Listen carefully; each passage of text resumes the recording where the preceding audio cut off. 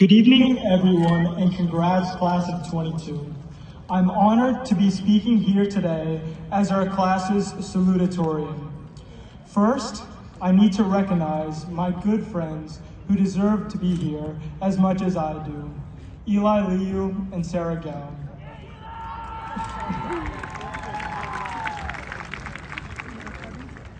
Thank you for pushing me to do better and take more challenging classes in high school. To all my friends and classmates, thank you for making high school some of the best and most memorable years of my life. You taught me that every day is a great day to be a Panther. Getting here today required a lot of hard work and a little bit of luck, but I certainly couldn't be here without those who have helped me along the way. I want to thank my dad, who came to America as a teenager and worked minimum wage jobs for 8 years to support his family and earn enough money to enroll in college and eventually become a pharmacist. Also, his son could have a better life.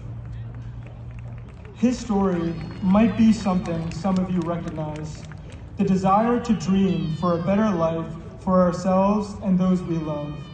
Thank you, Dad. You taught me perseverance. I also want to thank my mom, who always cared for and looked after me following a busy day at school.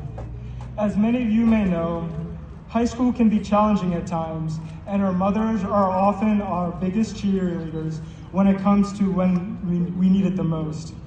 Thank you, Mom. You taught me compassion. And perhaps most importantly, I would like to thank my teachers. For those of you who don't know, I didn't always do well in school. In elementary school, I had to complete remediation classes because I was just falling behind in math and reading.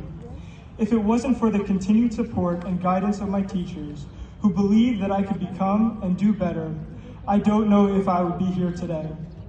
Thank you, teachers. You taught me to aim higher and never settle for less than what I'm capable of. When I was brainstorming ideas of how to start this speech, I happened to take a look at the logo for Central York School District. I've been here for 13 years, yet never realized the motto written at the top of our crest: children are our future. Well, here we are today, not as children, but as the future.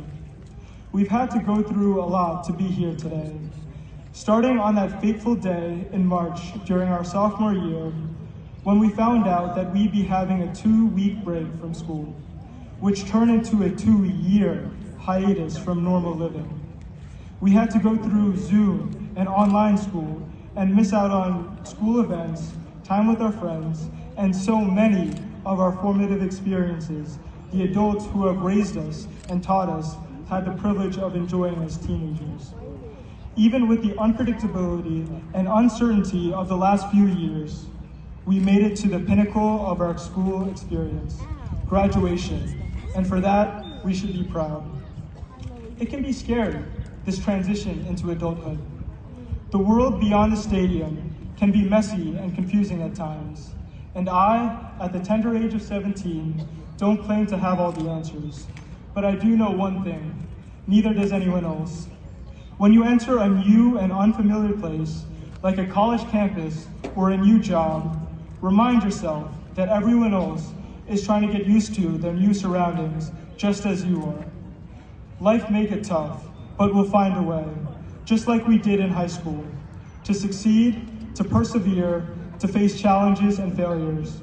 It's cliche, but it's true. Never let anyone tell you you can't do something. As a kid, I could have only dreamed that I'd one day be able to succeed in school. It took time and practice, support from those around me, and a belief that my hard work would pay off to achieve that dream. Going out into what our parents call the real world, never let anyone tell you you can't do something. Never count yourself out.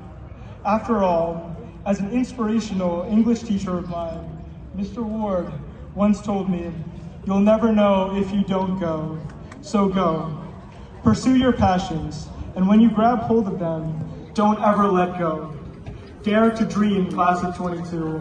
Dare to dream. Thank you.